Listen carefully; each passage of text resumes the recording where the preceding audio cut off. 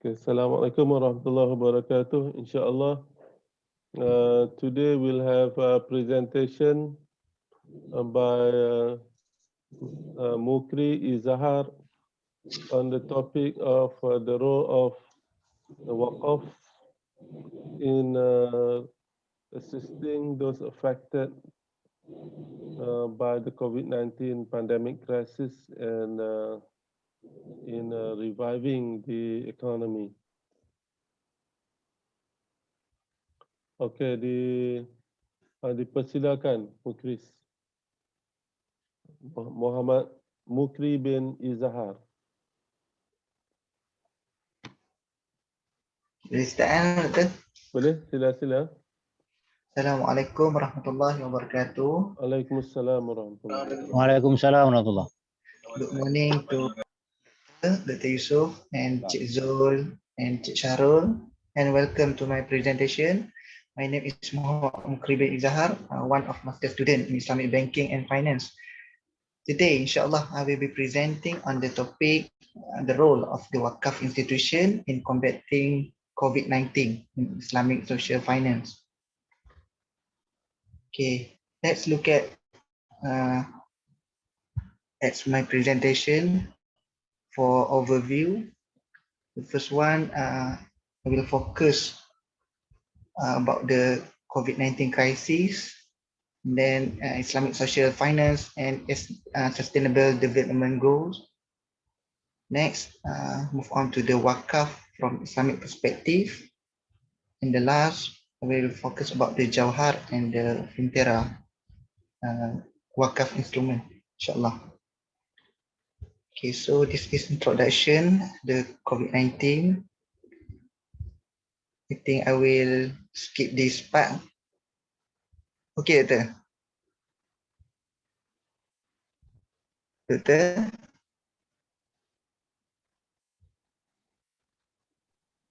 Okay, you can read through. Okay, so I will skip about the COVID-19 because we already present about this. Okay, so move on to the impact of the COVID-19 crisis. Okay, so basically what is the impact of the COVID-19 crisis? As we know, COVID-19 crisis is a economic disaster which give huge consequence, especially to our Islamic economy. Okay, first, the existence of the new poor. Okay, we know nowadays we have new categories, which is turned from what we call it moderate people, and then turns into the poor people. And then accelerated economy downturn.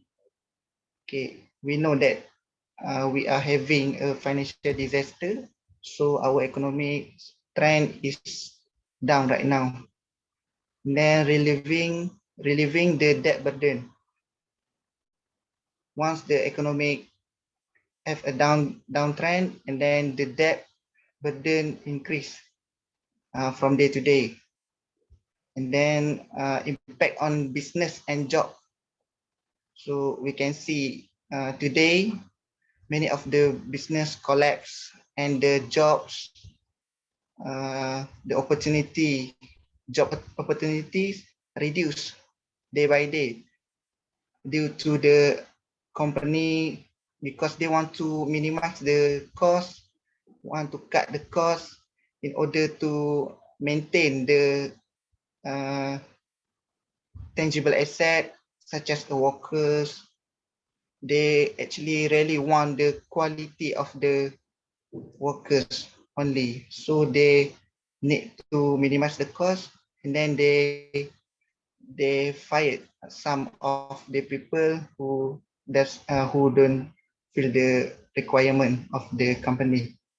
And then of course the increase of the high cost of healthcare. We know this sector, healthcare, actually highly increased during pandemic COVID-19. Okay, and then closing classroom. Okay, since we are having digital economy, so we need to have online classroom, such as today we have online classroom in order to reduce the physical distancing between people. Okay, so this is the new norm of the digital. We need to adapt with it. And then internet inequalities. So we know since we are having online class, we need to have adequate internet data. So maybe we can see the people. Unfortunately, they don't have a laptop, for example. So how they can access the internet? So the government must play a vital role in order to maintain the connectivity between the student and the university. And then we know, right, Malaysia is a quite poor connection, so need to take some action. And then the last one, millions more without meals. It is actually relate to the poverty, of course, and then zero hunger based on SDG goals. Later I will explain. And then, of course, it is part of the impact of the COVID-19 crisis right now. Okay, so Islamic social finance. Okay, actually, what is the Islamic social finance? It is very quite similar with the principle of the Maqasid Syariah. Okay, it is focused more on the economic and then social well-being based on the maslahah and then Sharia compliant and ecological balance and last economic growth. Of course. Okay, so we proceed to Islamic social finance and sustainable development goals. Can take a look for this image, for this picture regarding the SDG. So first, we can see the objective of the sustainable development. First is no poverty. So we need to eliminate and eradicate the poverty, as well as the role of the government.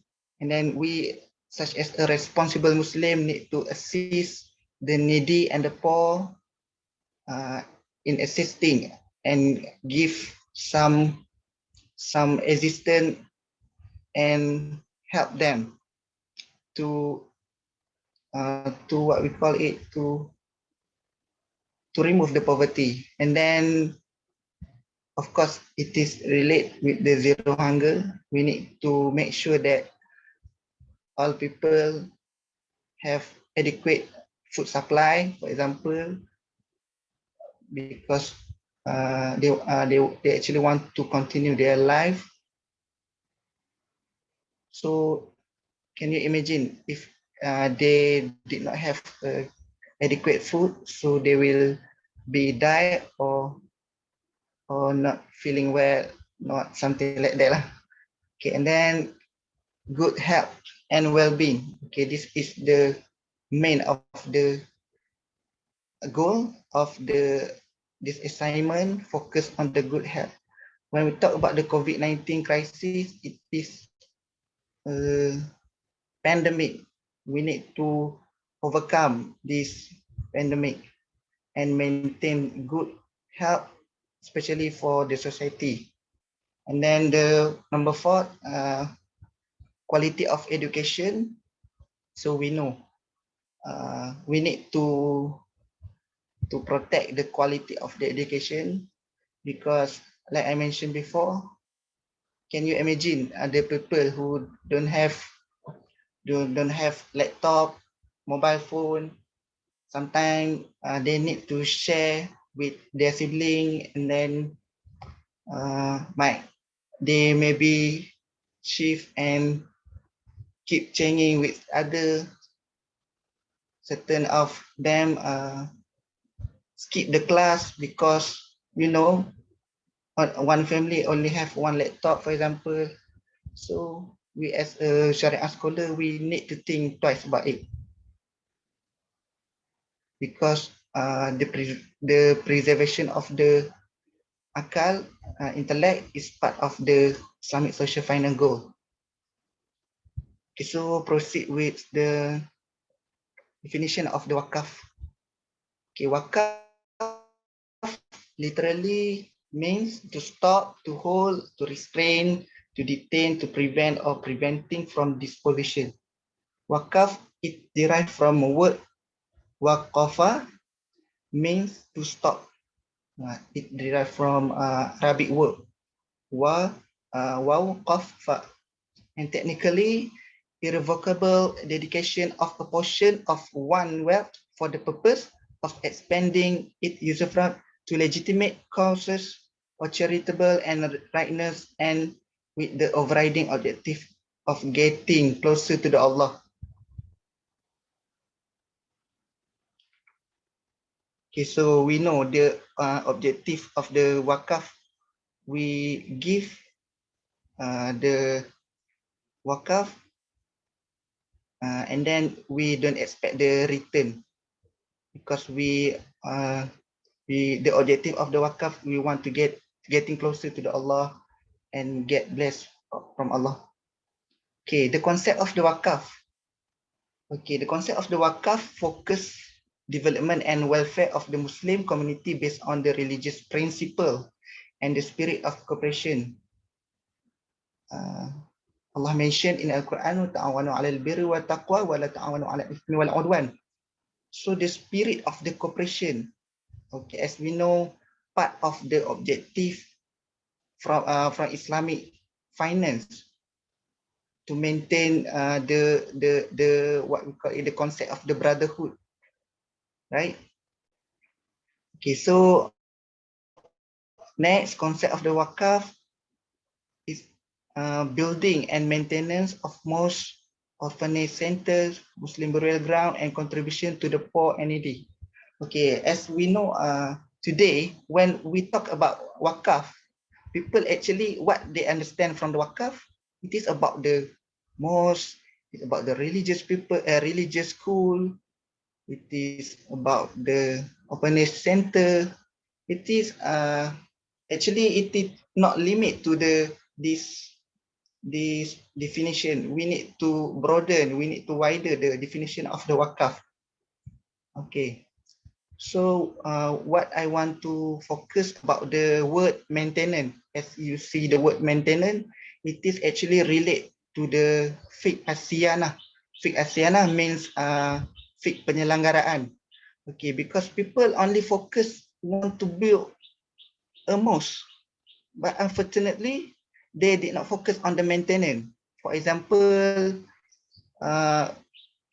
Waqif want to the donor want to make a religious school, but after 5 years you can see the what we call the progress delay, and then the most the religious school under construction and or something like that. So we need to focus about the fiqh as-siyanah, maintenance. And then of course education, health and social service. And last, the financing of social religious activity of the Muslim community. Okay. So we continue to evidence of wakaf. Surah.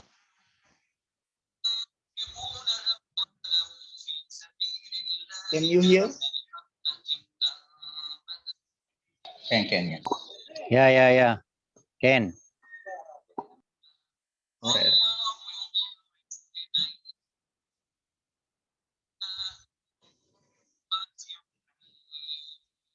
Okay, it from Surah Al-Baqarah, verse 261.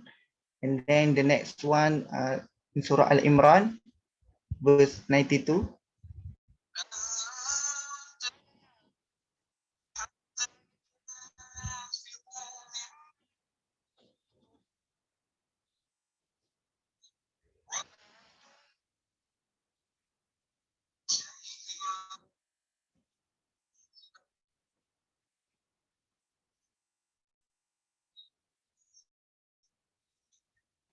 Okay, so basically these two verse illustrates about the distribution of the wealth according to the Islamic financial management. People, those who spend their wealth in the cause of Allah, and then Allah will multiplies it, his reward. We don't know actually, but Allah know everything, and Allah will give us more than we expect. So you can understand based on this ayah.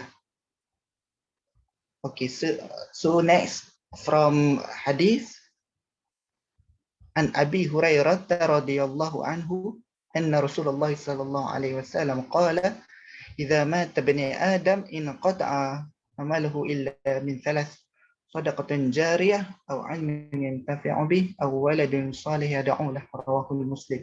So basically Nanti apa ni check the sanad here and Abi Hurairah.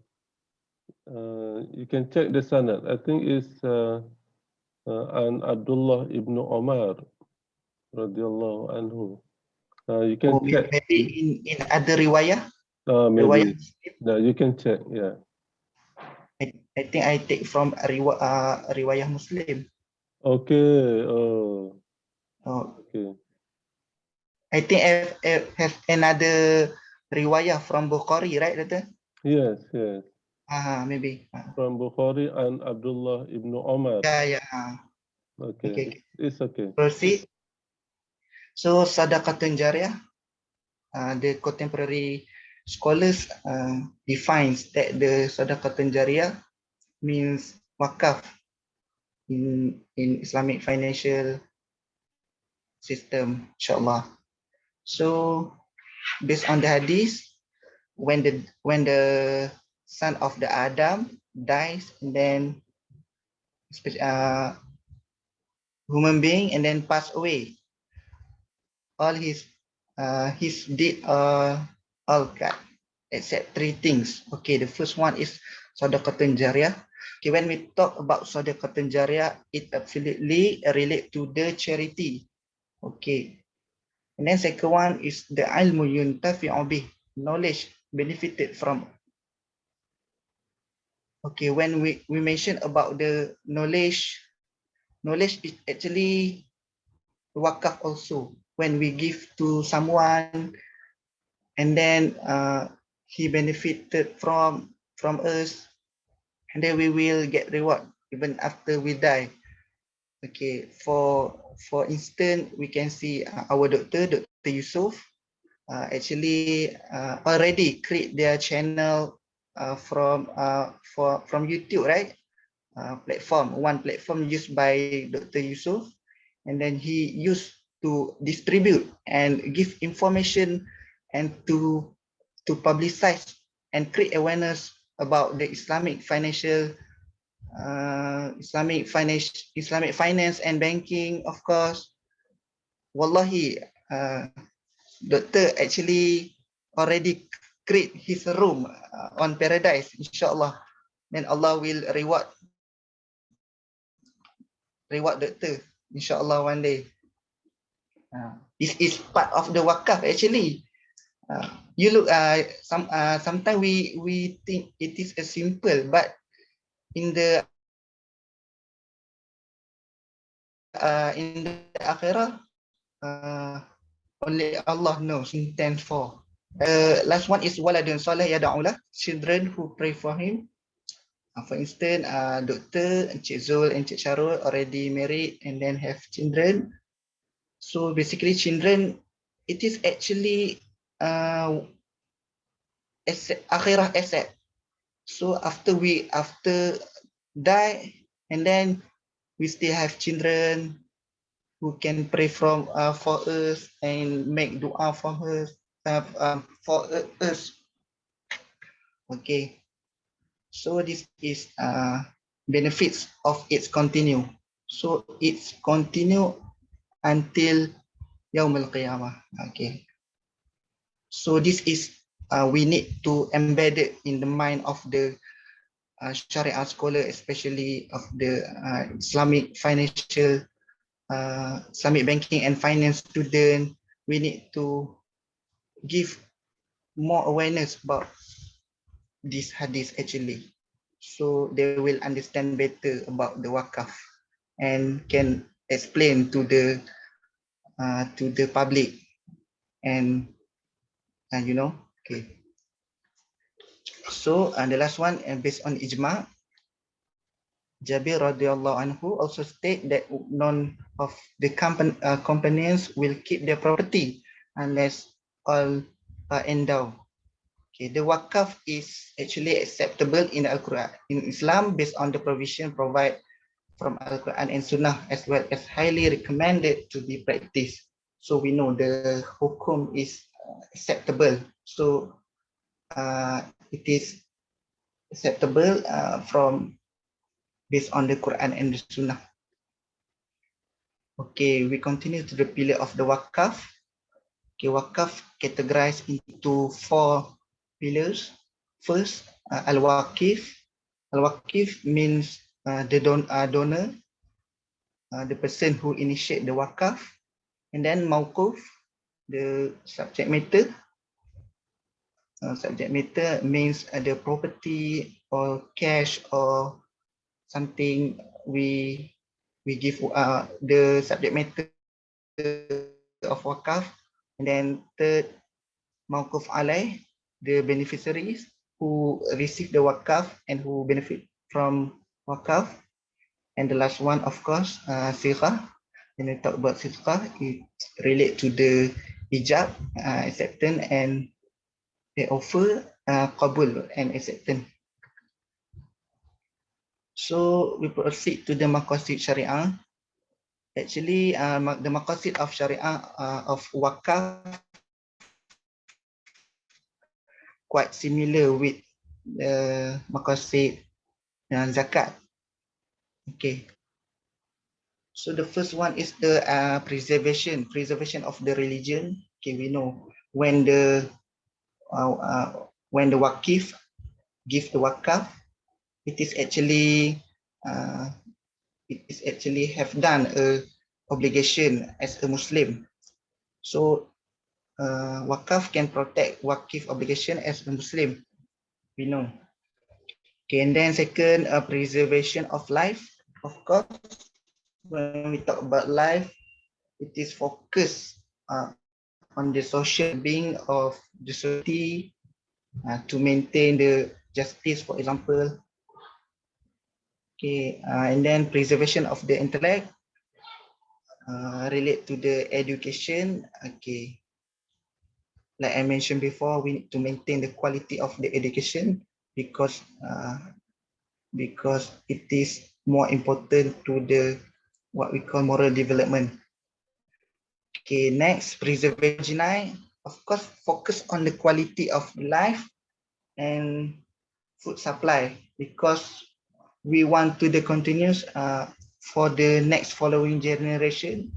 So we need to do better about Islamic financial system. And then the last one, preservation of the wealth. Of course, wakaf is the one of the instrument in Islamic management and wealth creation.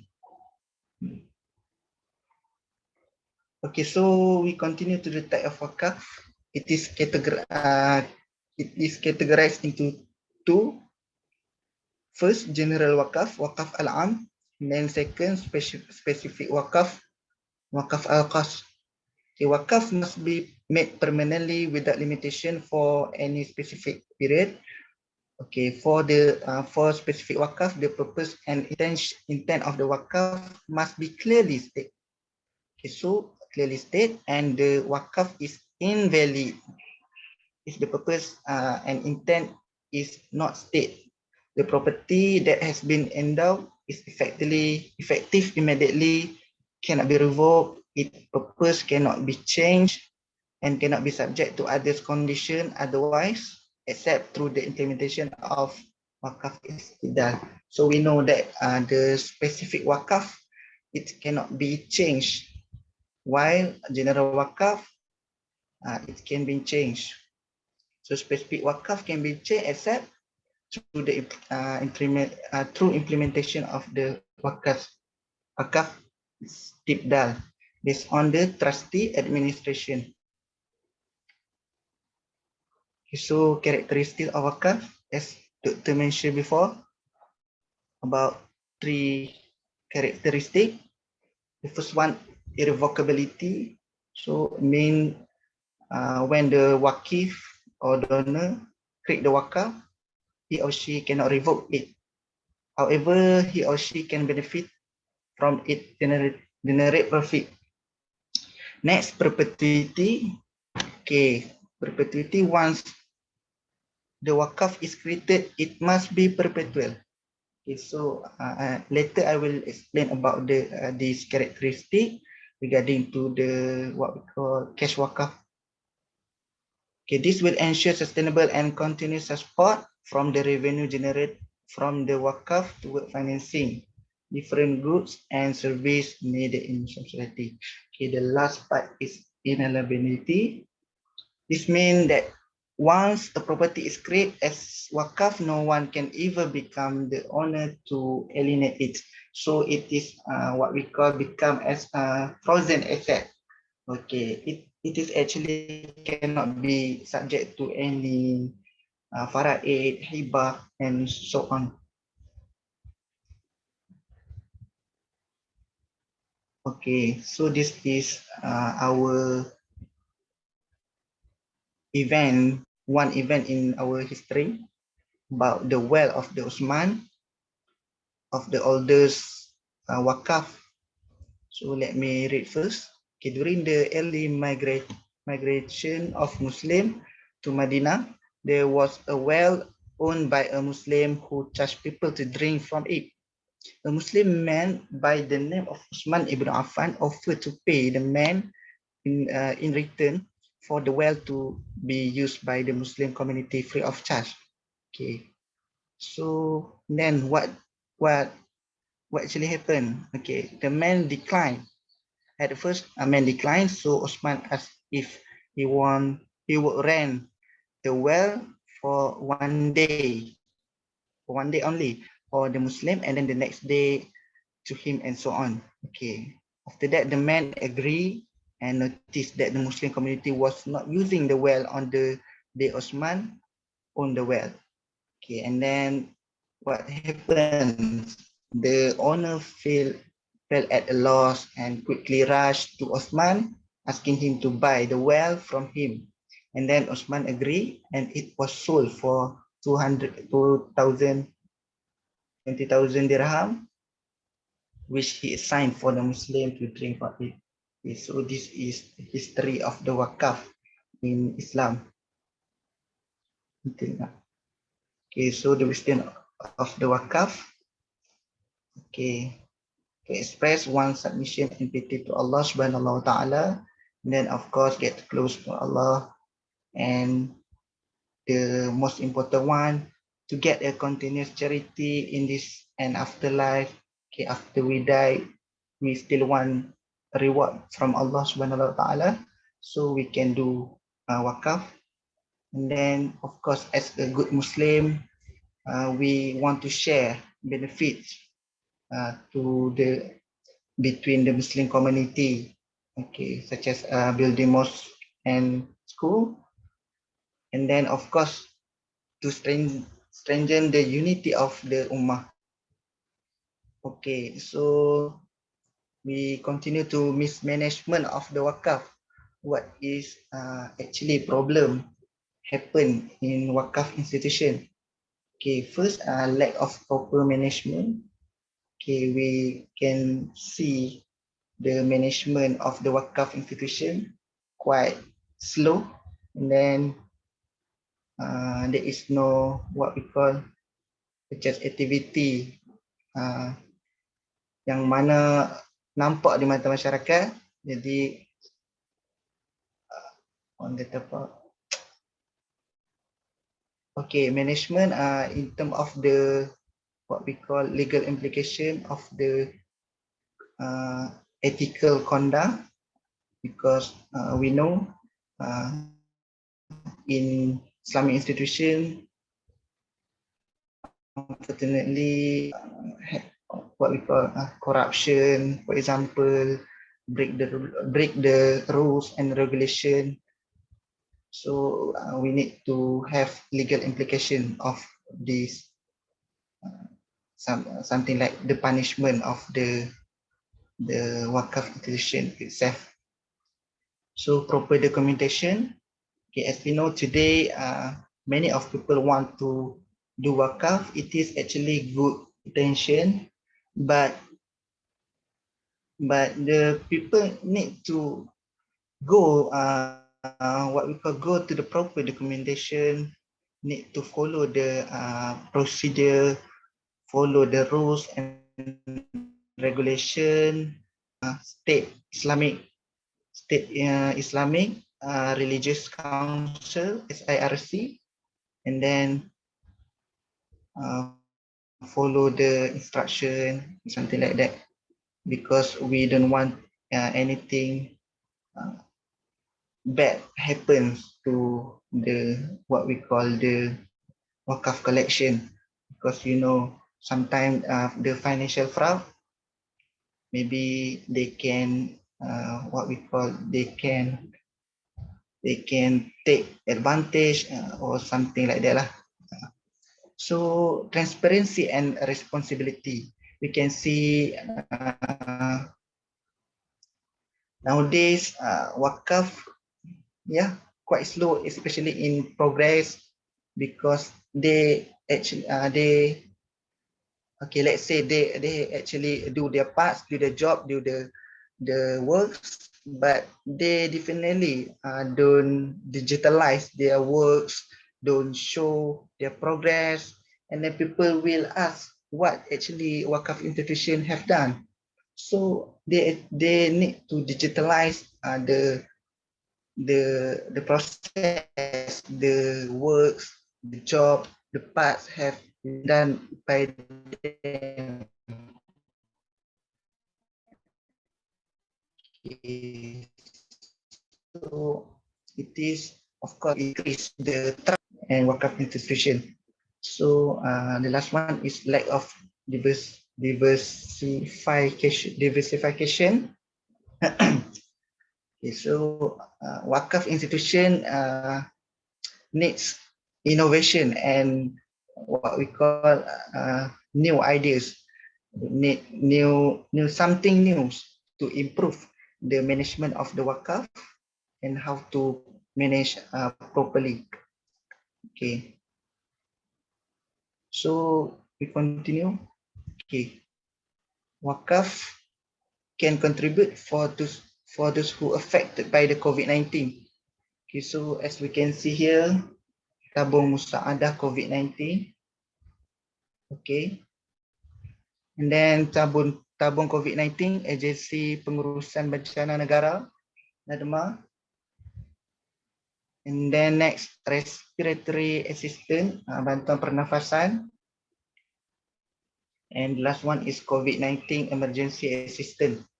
Okay, yang mana bantuan provide by the government for those who affected by the COVID.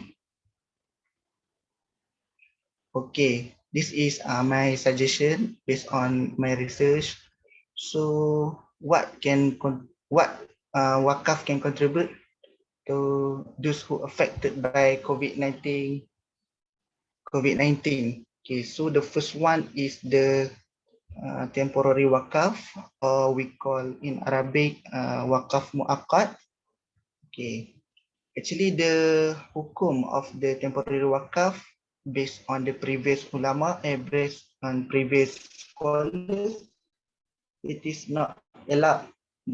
It is not allowed because it is contradict with the what we call the characteristic of the perpetuity, right?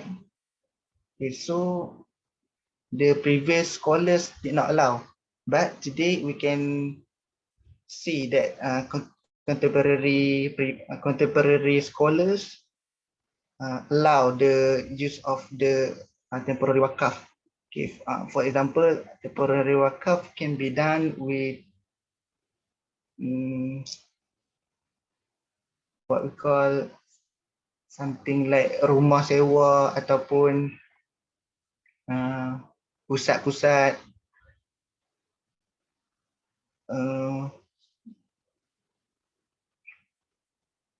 ataupun perumahan kan kita nak buat, ataupun penempatan kita nak merawat orang yang sakit tu yang kena akibat COVID.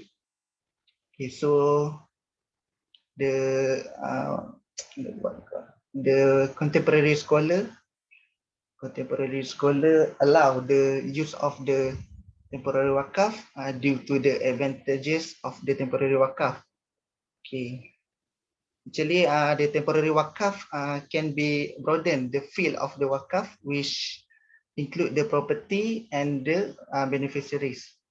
And then temporary wakaf can fulfill the public interest based on the maslahah amma. And then the temporary wakaf can be initiative to restore the national income and enhance the economic progress. Okay, next the wakaf property. Okay, wakaf property can be done for religious or charitable purpose. Okay, for example, mosque, school, and then okay, cash wakaf. Okay, cash wakaf, dedication of the cash for mobilization and investment purpose to support service of the mankind in the name of Allah. For example, invest the wakaf fund and provide financing for wakaf fund. Then it is used to develop commercial project. For example, to aim the utilize the proceed for construction, and then for what we call for wakaf hospital. It is easy to use cash wakaf because we know people don't have what we call harta yang banyak lah. So dengan cash wakaf ni, as low as RM1, they affordable, they manage to give wakaf. And because we know from the small and then will become getting bigger amount of the wakaf collection, inshallah. Okay, and the last one is the wakaf service. Okay, when we talk about wakaf service, it is something quite rare, quite different from others, because when we talk about wakaf, people actually understand wakaf, it is about money, about the religious school and mosque, and then something like that lah. Okay, so we know that wakaf service is a dedication of the skills and or intelligence for religious or charitable purpose. So we can see our frontline in healthcare service, okay, hotel service, okay. So in what we call in the family of long-term hospitalization patient. Okay, this is part of the wakaf service. Okay, so we continue to the wakaf institution in Malaysia, of course, Jabatan Wakaf, Zakat dan Haji, Jauhar. Okay, this is official portal. You can search in Google. Okay, the main objective of the Jauhar is to create a Waqf institution that is neat, orderly, transparent, and effective in accordance with the tenets of Islamic law, which can help to improve socio-economic status of the Muslim community in Malaysia. Okay, so we can, for those who are affected by COVID, can what we call a Waqif. In performing Waqaf, the Waqif donors can come directly to the office or fill the form of the online portal iWaqaf. So the list of the Waqaf hotel projects that are available to be visited by the public and organization for holiday purpose, holding workshop, training, seminar, meeting, or official department and program to Malaysia. Okay, so this activity which have been done by the Jauhar before this. Okay, so we continue to the allocation from federal government. So federal government allocation for the development of a Waqf project at a state level in Malaysia.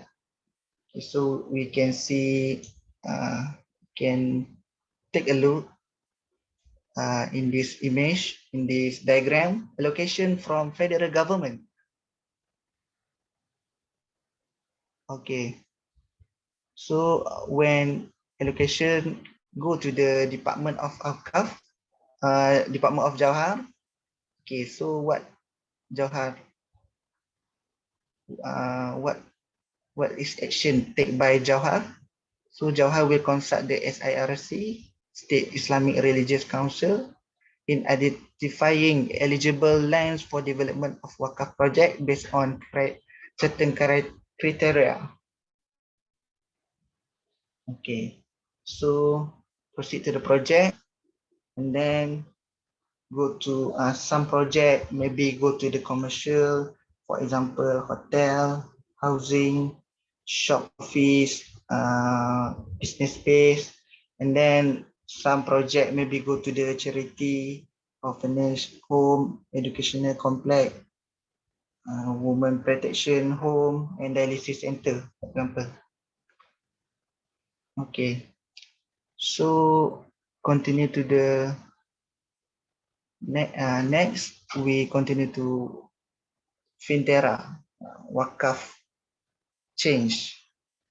Okay, reviving the power of the Waqf through blockchain technology. Actually, this Waqf platform use the technology of the blockchain. It is quite interesting, as we can see here. So, okay, this is the one of the fintech platform lah kan. Okay, so why it is time to start talking about the new digital economy? Okay, based on my opinion, it is easy to use, right? So we know first in terms of the connectivity, and then we know the internet nowadays has already created so many change in how we operate in our daily life, in terms of for example, booking a car to go to the specific destination or grocery shopping. Okay, we can buy anything today through digital platform, right? So why not we start talking about the new norm, new digital economy?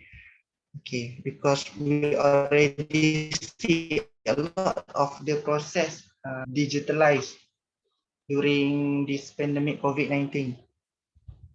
Okay, so in order to reduce the physical distancing, okay, we need to talk about the digital economies, because it is presented the idea of the digital citizen. Because nowadays we can see people today we what we call it, kita berada di dalam satu kampung, seolah-olah kita berada di dalam satu kampung yang sama. Okay, so it is display the concept of the digital citizen. So everyone in a same kampung lah. So and then proceed to the blockchain in the new digital economy. So many of people believe that if society want to take advantage of the full potential of the internet, the fundamental structure needs to be blockchain technology. And then of course, okay, what is about Fintera? Okay, let me read first. Okay, Fintera is actually a company has developed the world's largest Waqf financing platform. Okay, we know that blockchain has been perceived as a technology to the spark, especially in our IR 4.0, with its potential to reconstruct mainstream industry and government.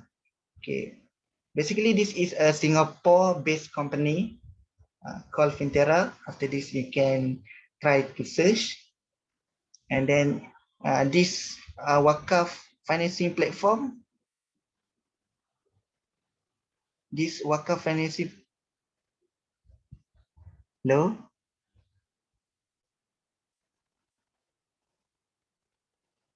And Cik Zul, can you help me? Boleh tak jangan contang slide? Hello, Cik Zul?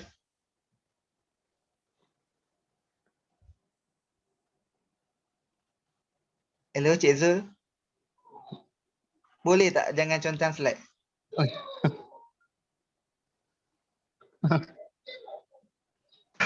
Tidak masuk. Okay. Tak pasal, saya kata pasal. Ya. Okay, the blockchain technology to revive the glory days of Waqf with its flagship product called Waqf Change. It is quite interesting. A new platform which is designed to tackle modern day issue facing by the Waqf landscape. Okay, as we know, many issue in terms of the liquidity, usability, and transparency of the Waqf transaction. So Waqf Chain can bring the global inclusive platform based only use your fingertip, enabling user access, and then investment and peer-to-peer financing service from anywhere and anytime. So Waqf Chain is breaking the norm and misconception that Waqf is only meant to be donated by the rich. Okay, so what is the interesting? By accepting the cash Waqf to donate, and for the NGOs, the blockchain based on crowdfunding platform has made it exponentially easier for the members to donate, and for the NGOs, we know on the other side to publish the causes, to invest in the Waqf development project, and participate in the peer-to-peer financing through the platform in order to reach out the mass public globally. Okay. Okay, the blockchain technology is actually truly complementing the Waqf in the benefit it offers. Okay, first in terms of the transparency, and then like I mentioned before, the what we call the mismanagement of the Waqf. So blockchain can overcome the problem of the transparency, because everything we can see in this platform. So it is increase the trust of the Waqif, especially Waqif donor, to give the Waqf. And then second, traceability. Of course, it can be tracked in the progress. We can see how much, when, in this platform. So it is also increase the trust of the between the Waqf and trustee administration. So next, impact reporting, of course, in this platform provide annual reporting, so know the amount, the actual amount of the Waqf collection or Waqf distribution. So last, security, of course, it is managed by the what we call it, project manager. In terms of financial fraud, it can reduce, but I believe they have a good system to maintain this blockchain, because it's not easy to break this blockchain. And the last one is the tokenization of the asset. As we know in Islam, especially in property, we have the tangible asset, of course. For example, car, house, and another one intangible asset like copyright, and then digital asset. Okay, so take a look at this what we call this project lah. Kan? So by Fintera, you can see here.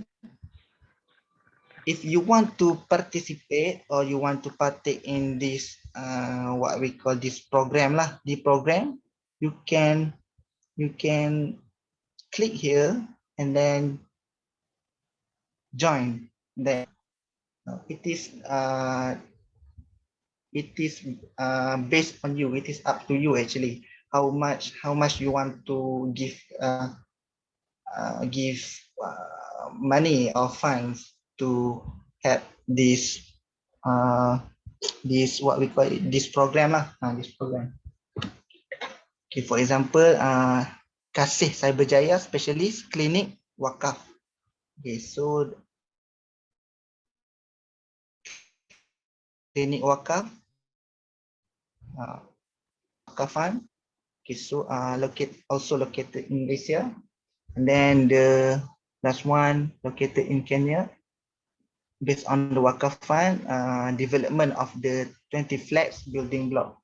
Okay, so it is easy for us to participate, and then it is easy to the community to join this Waqaf, and then it is acceptable and quite interesting.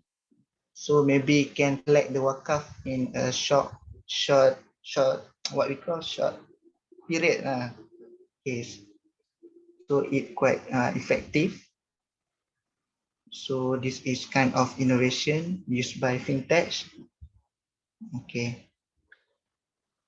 Okay, so the last one is the platform, Waqaf, my Waqaf platform. You can see here the project Fintera, and then project manager, of course, Fintera. Okay, so take a look at beneficiary, of course, healthcare. Based on our assignment, we can what we call use the fintech, this Waqaf financing platform to help what we call in combating the COVID-19 pandemic crisis, especially in our social Islamic finance. So we can focus, of course, we can focus the healthcare and then education, religious, and so on. So as a conclusion, the Waqaf institution actually needs a clear value proposition. Okay, when we talk about value proposition, it is relate to the proper planning to avoid redundancy and over concentration or lack of diversification, as I mentioned before. And then smart strategic policies and action. smart partnership and collaboration, and then data and technology driven intervention. We can use, like I mentioned before, Waqf financing platform based on the advantages of technology. We can benefit from them. And the last one, we can see the positive impact on the economy, community, and environment. It is actually based, we realize that the Islamic social finance is and Maqasid Syariah can be implemented in this in this by using this Waqf platform, Waqf instrument. Okay. So my recommendation, my recommendation, first would be Waqf trustees should ensure that the Waqf institution are governed by satisfactory code of the conduct. So actually they have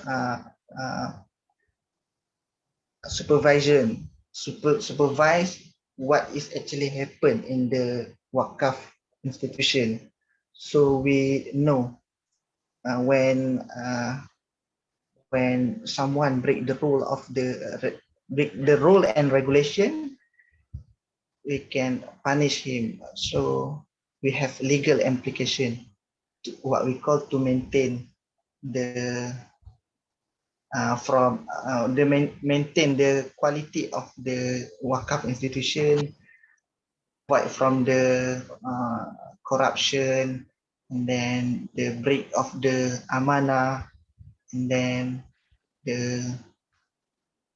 and so on lah, based on the negative side. And then this is quite rare for me because I'm still a student and 25 years old. So collaboration with a video gaming creator to attract young people to give Waqf as low as 1 ringgit. Okay, so as we can see, young people now, where kat mana mereka sekarang kan? They actually kat video gaming creator banyak. So kita nak attract young people to give Waqf as low as 1 ringgit. So we can, why not we try something new? We collaborate with the video gaming creator because they actually have many followers, you know. So why not we try to take an initiative to expose more about Waqf. Okay, same with collaboration with the influencer such as artists, because we know the artists have so many followers, you know, and actors, and football player in Malaysia, for example. Okay, to expose more information, more news about the Waqf. Okay. So, and the last one, research on how to reduce the case of the COVID-19 pandemic, which is increased from day to day. Okay, I think that's all from me. Thank you for your cooperation, and Assalamualaikum warahmatullahi wabarakatuh. Waalaikumsalam warahmatullahi wabarakatuh. Waalaikumsalam warahmatullahi wabarakatuh. Thank you, Mukri, for a great presentation. Okay, welcome. There are many interesting new ideas, such as the use of blockchain, Yeah. Fintera, and Fintera. Have you heard before about Fintera? yes, I've heard before, but I do not have a detailed knowledge about it. It was presented at one of the seminars. Okay. Yeah, but he did not mention in great detail. He just went through very quickly. So I think it's very interesting if there are more parties involved and participate in this Fintera because nowadays we have to yassir wala tu'assir. We have to Yeah, facilitate. agree with you. I agree with you. We have to facilitate things, Hmm. and it's a great platform for young people to Yeah, of course. participate, and we don't need to have uh,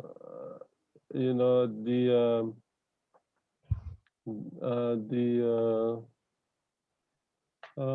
huge value of real estate, for example. We don't have to have much. In simple words, we don't have to have much to contribute to Waqf. Hmm. Like before, we have to, when people talk about Waqf, we talk about immovable objects like Okay. Hmm. real estate, land, um, and any other assets which are of high value. And only certain people can donate to Waqf. But with the current technology, we should encourage everybody to contribute to Waqf. And it can be as small, as little as ₹1. So Yeah. there is no reason Uh-huh. not to participate. Everybody can participate as low as ₹1. So yeah, this is quite new knowledge for me because I've heard about it and I did not search about it. So I kind of forgot about it. And then when you present, you mention again, then I realized, oh, I've heard of it before, but I kind of Uh, lupa kan. Dia maybe macam, later doctor can search in Google. yeah, I think I want to. Ni dia punya nama web dah ni. Ada ni saya share screen. Nampak? Yeah, okay. Ada Wakaf So, chain. Dia hmm, menarik lah sini. Cash ma- wakaf ada, wakaf project. menarik sebab dia jadi macam crowdfunding. Wakaf institution. Ha. Dia ada platform kan. But Betul? before this, when we talk about a platform, we usually link with Islamic crowdfunding. But not many people try to relate Waqf with the platform or the blockchain. And Yeah. in Indonesia, it's very interesting. They are more advanced than us. They are trying to create platform for Zakat also. Oh. So they are trying to develop a platform for Zakat, and it's being developed by Basnas, where people can trace where the Zakat that they pay go to, Alhamdulillah. where the where, Sekitar dengan Pak Nama? Dr. Mio sekitar saya Kamal. Bila lepas ni? Saya Kamal lah lepas ni. okay, so they are trying to create a platform where people can donate, people can pay zakat to Basnas using the platform, and the zakat payer can trace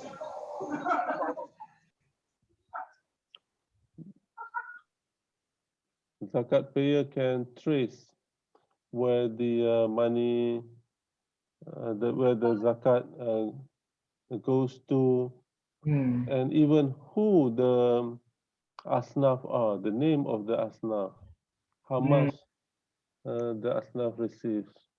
Okay. Rasanya zakat Kedah nak buat macam tu kan? Hmm,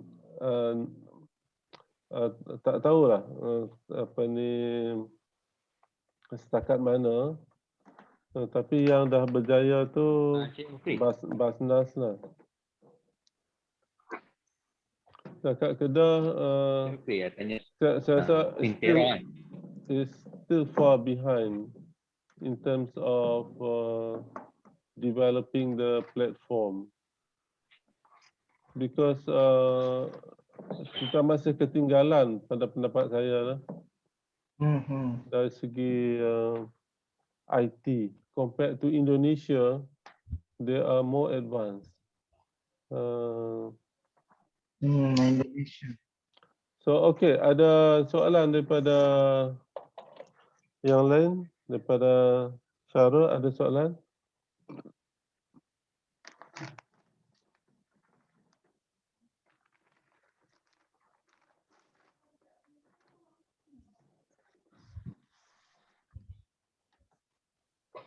Ada soalan Syarul? Diam dia, tak bergerak. Hello. Ya, ada soalan daripada yang lain? Ada soalan tak? You have any? Okay, Assalamualaikum. Mr. Mukri. Okay, Waalaikumsalam.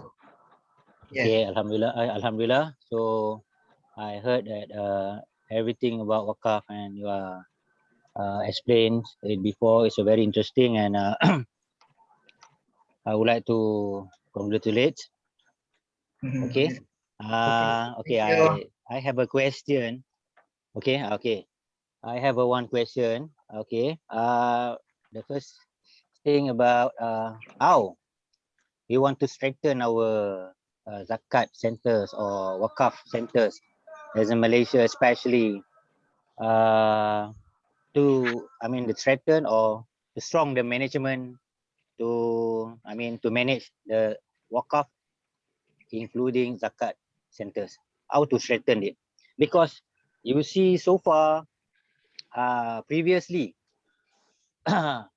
we do have, government also, and the body, the agency body like Waqf or Zakat.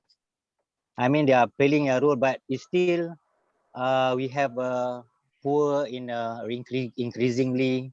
In the town or rural area, but it's still a huge amount. The poor or the needy. So how to the suggestion of your or your opinion towards this kind of what I'm this question. So thank you. How to strengthen? How to strengthen in terms of Management of Zakat center or Waqf center.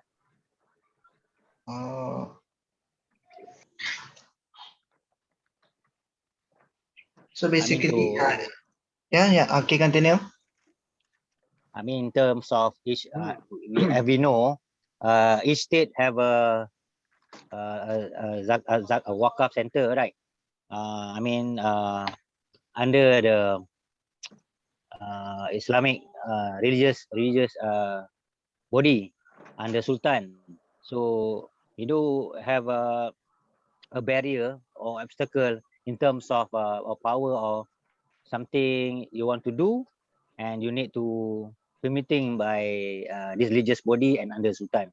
So is it possible if the Waqf center, collaborating with the corporate body or somebody we don't hope from the government? Is that possible that we can collaborate with these agencies, the other agencies? For example, corporate body. It is one of the strengthening the body of a Waqf center. So how? So how to strengthening the oversight of the Waqf institution lah. Yeah, corporate. That's his question. Based on my research, what I have, what we call, apa yang saya dah baca, the Waqf trustee should establish clear rules and responsibility reserved for them, and those delegate Waqf institution. Okay. This means the Waqf trustee should exercise supervisory role and then provide a minimum oversight to the Waqf institution in order to manage the Waqf asset. And then Waqf institution should be responsible for the management of the Waqf in accordance with and direction of the donor. Then the respective roles and responsibilities of the Waqf trustee and Waqf institution should be clearly defined and understood to ensure accountability of both parties, avoid overlaps and ensure efficiency.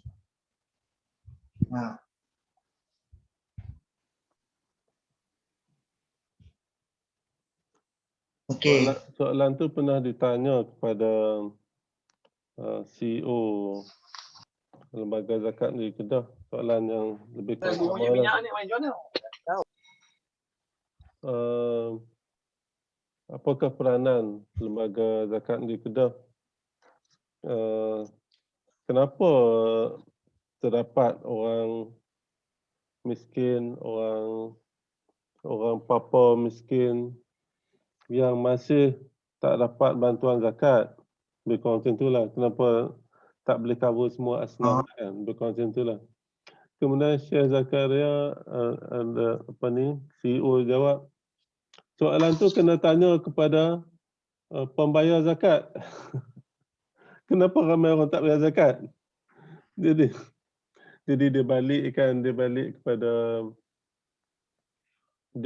kepada pembayar zakat lah. Sebab isunya, the issue is the effectiveness of the distribution of zakat. Whether lembaga zakat di Kedah is able or not to cover all the asnaf depends on the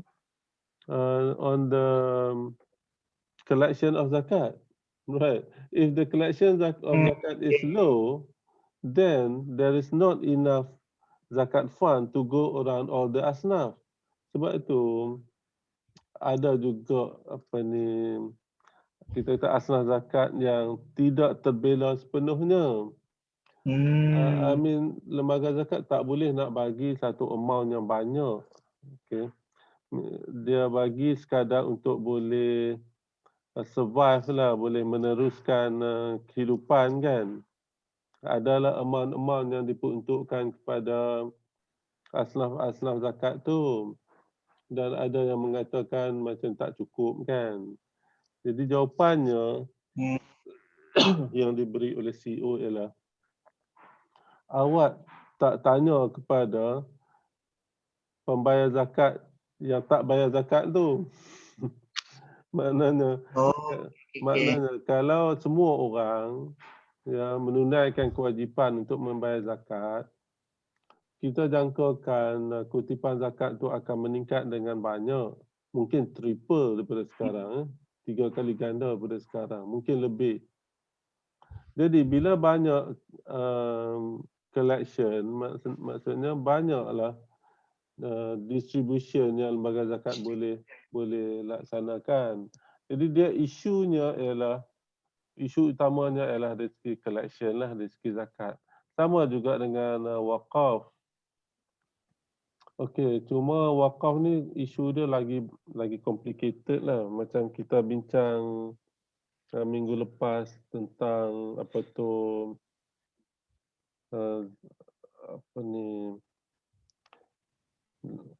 Waqaf Muamalat Selangor. Waqaf Muamalat Selangor yang dibangunkan sebagai satu Windows daripada CIMB Bank.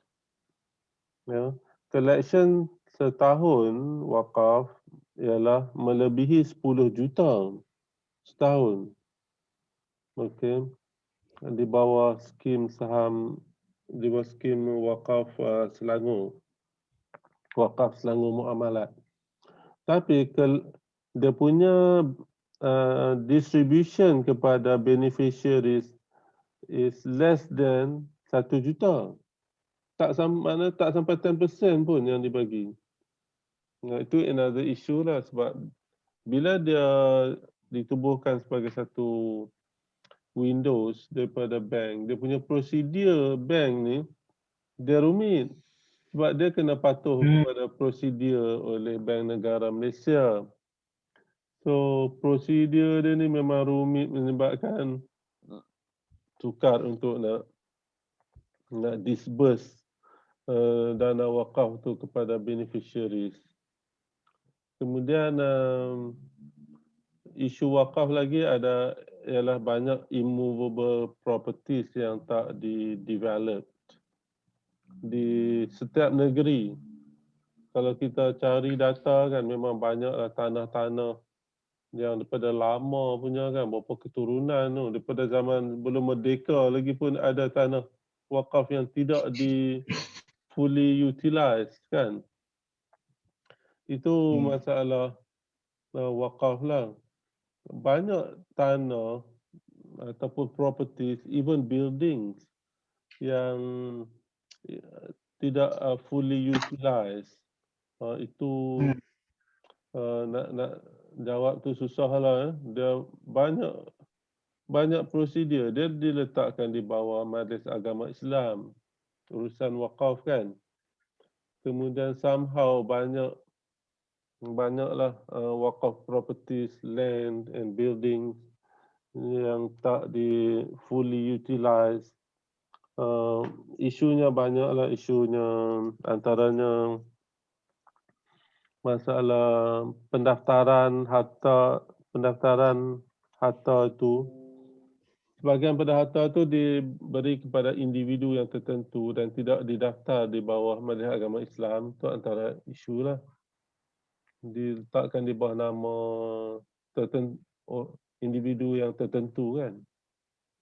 Kemudian saya ingat satu lagi isu wakaf, kalau kita melihat ke hadapan kan, Majlis Agama Islam perlu bagi saya lebih proaktif lah dalam melancarkan platform untuk orang ramai menunaikan wakaf. Saya tertarik dengan saham wakaf Johor. Kita selalu dengar iklan kan, wakaf Johor, duk nyanyi di radio kan. Bagi saya itu sangat baiklah. Dia lancarkan saham wakaf dengan nilai RM10 saja seunit. Kan? Jadi sangat memudahkan. Affordable lah kan. Tu saya ingat. Kita sekarang ni kena ke arah yasir wala tu'assir. Jadi kenapa Majlis Agama Islam Negeri lain tidak melancarkan saham wakaf seperti mana yang dilaksanakan oleh saham wakaf Johor? Banyak juga dia dapat tu. Kan, sebab dia iklan dan easy untuk menyumbang kepada wakaf. RM10 je seunit saham wakaf Johor. Jadi saya ingat negeri-negeri lain kan, tak payah sebutlah negeri mana kan, yang belum melancarkan lagi tu, bolehlah lancarkan. Kan? Makna kena ada banyak platform. Dan macam... Tapi doktor kan, Ya. tapi based on apa yang saya lihat lah sekarang ni, the issue is bukan sebab about collection. Collection tu, nak dapat duit tu sebenarnya senang kan, kalau kita nak collect duit senang. Tapi in term of management tu kurang sikit kan. Kalau kata duit ni kita launch je mesti cepat, insyaAllah cepat. Tapi bab management tu kenapa macam is quite slow. Nak kena ada yang tu yang orang kata apa, akar kepada masalah tu kan. Betul. Jadi dia dua benda lah. Satu, pertamanya kita kena lancarkan skim untuk mengumpul dana, macam mana saham wakaf Johor. Jadi saya ingat Majlis Agama Negeri lain boleh melancarkan saham wakaf. Contoh Kedah, saham wakaf Kedah. Penang, saham wakaf Penang. Jadi langkah pertama ialah kita memerlukan dana, sebab misalnya ada banyak tanah yang not fully utilized, Salah satunya ialah tidak ada dana untuk develop tanah. Tanah tu ada kan, tapi nak develop tu makan Develop belanja yang tu. besar. Dan macam Mukri kata tu saya setuju. Dalam Waqf administration kita perlu ada the two levels of management. Yang ni yang ramai orang tak tahu. Dia kena ada two levels Saya of cuba baca. two levels of management. The first level ialah the first level of management of Waqf is to centrally plan, implement, and plan and implement suitable policies to develop a Waqf. Maknanya level pertama ni contohnya Majlis Agama Islam Negeri, Jauhar. Kita sudah ada, itu dipanggil the first level of management. Apa yang lag, yang Mukri nampak tadi itu ialah the second level of management. The second level of management ialah pengurusan yang akan develop. Ni yang akan buat kerja ni. Yang first level tu ialah yang merancang saja kan. Dia merancang, katalah dia merancang, katalah di Kedah dia identify berapa banyak tanah wakaf yang terbiar. Contoh kan. Itu tugas apa? Itu tugas Majlis Agama Islam Negeri Kedah lah. That's the first level. Okay, faham. The second level is siapa yang nak buat? Betul. So the second level yang banyak negeri tidak ada lagi must consist of all the technocrats, all the technopreneur. Siapa yang nak buat? Dia mesti ada manager. Kalau nak develop jadi apa ni kompleks beli belah contoh sajalah. So dia mesti ada manager, the project development manager, mesti ada engineer, mesti ada architect, mesti ada accountants, right? So ini dipanggil second level of management. Di Johor pernah dibuat dan agak berjaya. Tak silap saya di bawah Jacob. Di bawah Jacob yang pernah cuba buat JV lah.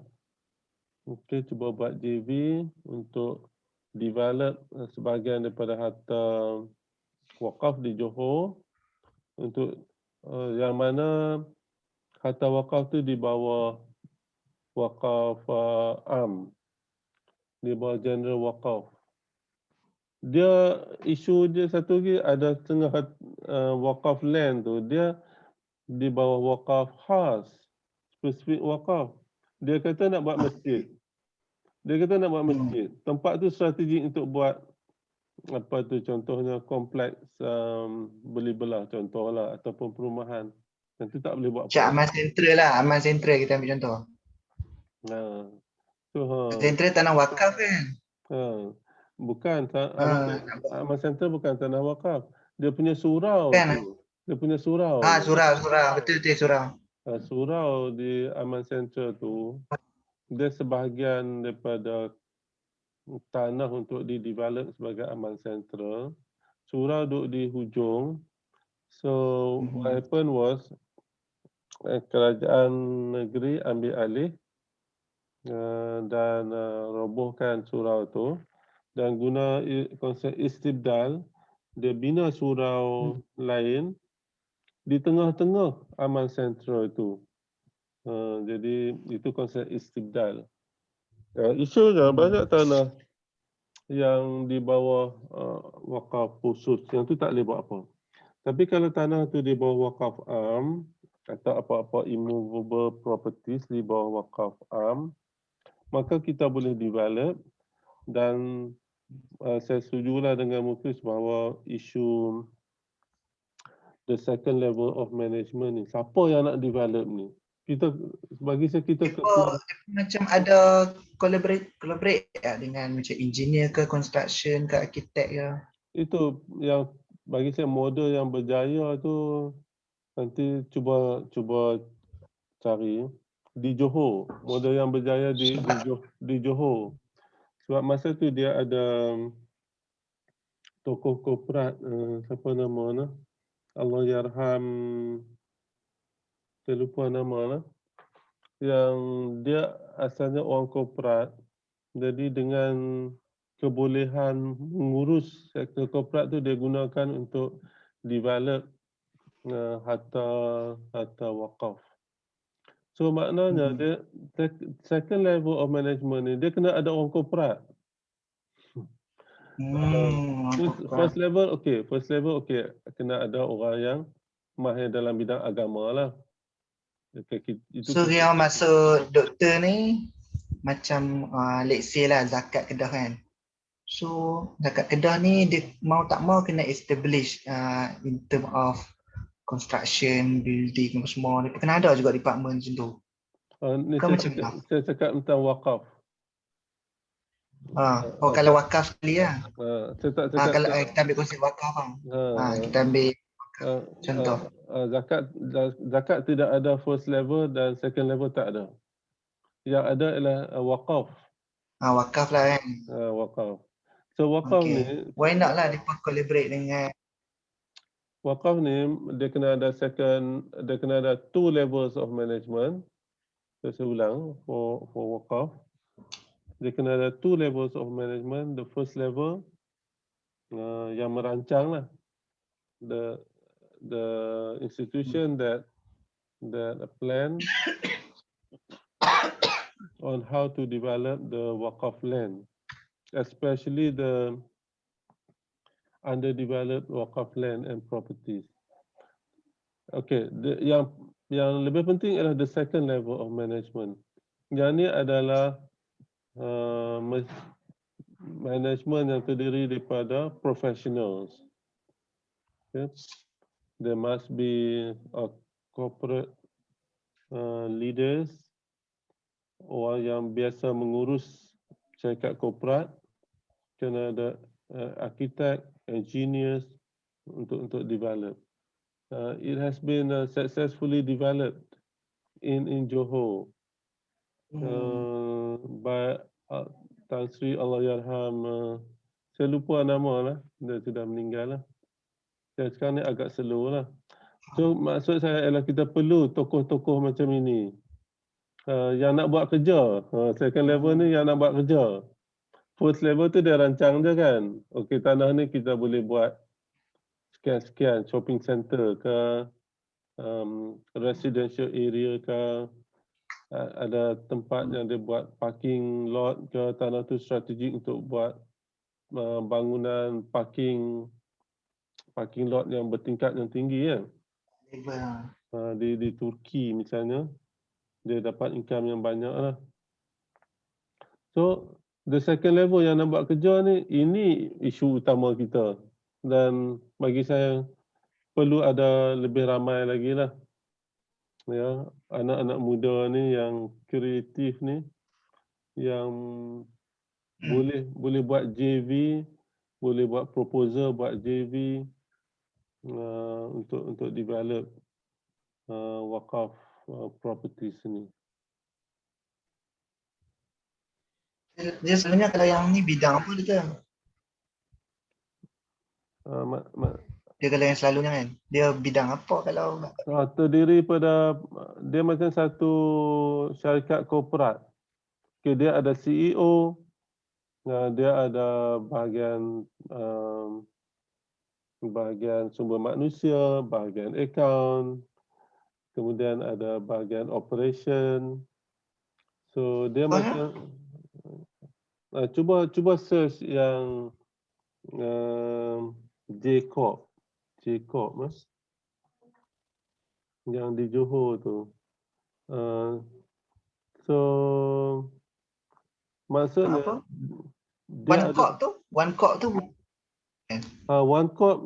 di mana? One Corp, right, One Corp. termasuk Ustaz, waqf. saya tengok balik. Waqaf An-Nur kan? Ya, tak apa Kita kita. baca itu. Ah, Waqaf An-Nur. jadi maksudnya ini dipanggil second level management, okey. Oh, ni ada doktor ni. Second Dia level private sector. dia private sector. Okey, dan dia ni Private sector. mesti bekerja hand in hand dengan Majlis Agama Islam Negeri lah. Sebab harta-harta ni didaftarkan di bawah Majlis Agama Islam Negeri. Kena faham, Majlis Agama Islam Negeri, dia first level of management. Bukan dia yang nak buat bangunan. Kita tak bolehlah expect dia nak buat bangunan, nak develop tanah tu kan. So dia perlu second level of management ni lah. Itulah peranan yang So kira one court ni kira trustee administration lah no? right, betul. Okay. Dalam istilah waqaf dia sebut second level of management. Mutawali no? Dia kalau bahasa kita panggil apa ni, yang pelaksana lah. Yang pertama tu Majlis Agama Islam tu dia macam badan induk. First level kan. Second level ni macam badan pelaksana lah. Mutawalinya ialah first level. Majlis Agama Islam tu ialah mutawali. Kemudian mutawali tu dia perlu serahkan kepada pihak lain lah. Mutawali ni kebanyakannya terdiri daripada orang yang ada background agama lah. So maksud saya di second level ni dia tak perlu dah ada orang-orang bidang agama ni. Dia orang-orang korporat, accountant, CEO, orang bisnes, orang arkitek, siapa yang nak buat bangunan tu, engineer kan. So itu maksud saya, the second level of management tu. Jadi dia macam one corp, ya betul, macam one corp. One court ni dia mutawali kan? Dia satu badan, bagi saya satu Sebab dia badan. one court was appointed as the mutawali for those 12 million wakaf share.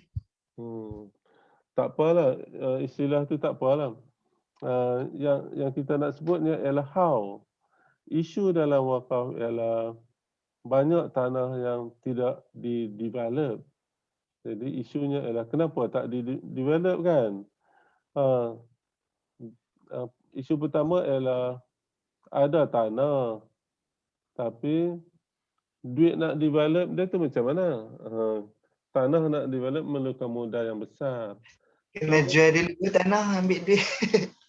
Tapi tak boleh no. Instead of jual, itu saya cadangkan kita setiap Majlis Agama tu lancarkan saham wakaf. Seperti mana saham wakaf Johor. Daripada duit tu lah kita develop. RM10 tu kan? And then ada banyaklah skim, masa pun dah suntuk. Ada banyak skim yang boleh kita guna untuk membangunkan. Skim yang paling mudah lancar cash wakaf lah untuk naikkan modal. Kalau tak cukup, dia ada beberapa kaedah lain, antaranya joint venture. Boleh buat joint venture kan. So insya-Allah nanti kita sambung dalam next lecture macam mana untuk kita kemukakan penyelesaian kepada isu wakaf properties that are underdeveloped. Jadi ini masalah wakaf di seluruh dunia, bukan di Malaysia sahajalah. Tapi benda ni memang dah lama dah doktor kira no. Sangat lama. Kadang-kadang mutawali tu pun dah mati dah. Kan? Ya betul. Kan? Tapi kalau lama sangat kan. Itulah ada setengah Islamic scholars yang agak garang lah. Dia kata satu dosa besar apabila mutawali itu tak develop tanah sebagaimana yang intended sebagaimana yang dihajati oleh waqif. Jadi satu beban berat lah kan. Tapi kalau rasanya kalau COVID ni kan kita tampung-tampung balik yang wakaf ni, so bagi wakaf jalan ni rasanya boleh kot no ekonomi Islam bangkit balik. Betul lah, dia ada banyak cara lah.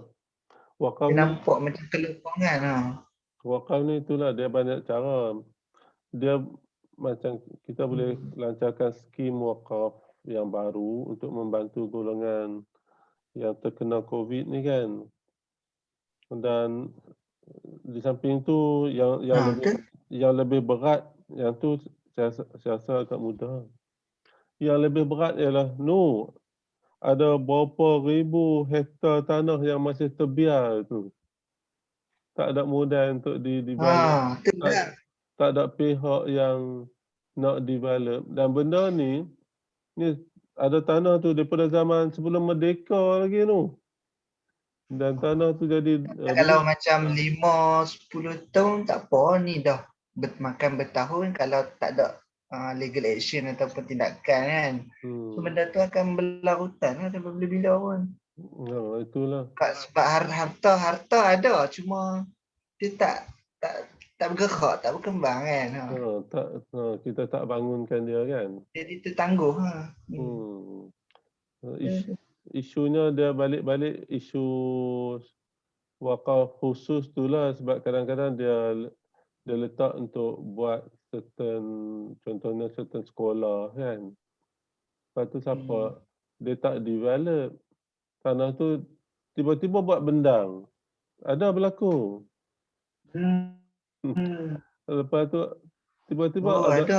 tiba-tiba ada orang tanam pokok rambutan. Ni saya tengok dengan mata saya sendirilah. Tanah tu wakaf untuk buat sekolah agama kan. Lepas tu mutawali tu pun dah meninggal. Lepas tu anak-anak dia pun tak tahu buat apa, pergi tanam pokok. Dia buat dusun gitu kan. Itu isu yang buat tanah sendiri. Buat tanah sendiri. Jadi itu isu yang mencabar lah bagi saya. Tapi sebenarnya kalau isu macam ni bukan mereka tahu, macam orang kata apa, lack of knowledge lah orang kata kan. Mereka pun mungkin tak tahu kan. Itu cabaran utama lah. Bila orang tu tak tahu tapi dia buat macam tahu. Bila kita nak pergi cerita kat dia buat tak tahu lah. Dia tak mau dengar kita kata apa kan. Dia kira nak buat dia nak buat apa dia nak buat lah. Faham maksudnya? Tanah tu contohnya diwakaf kepada ayah dia.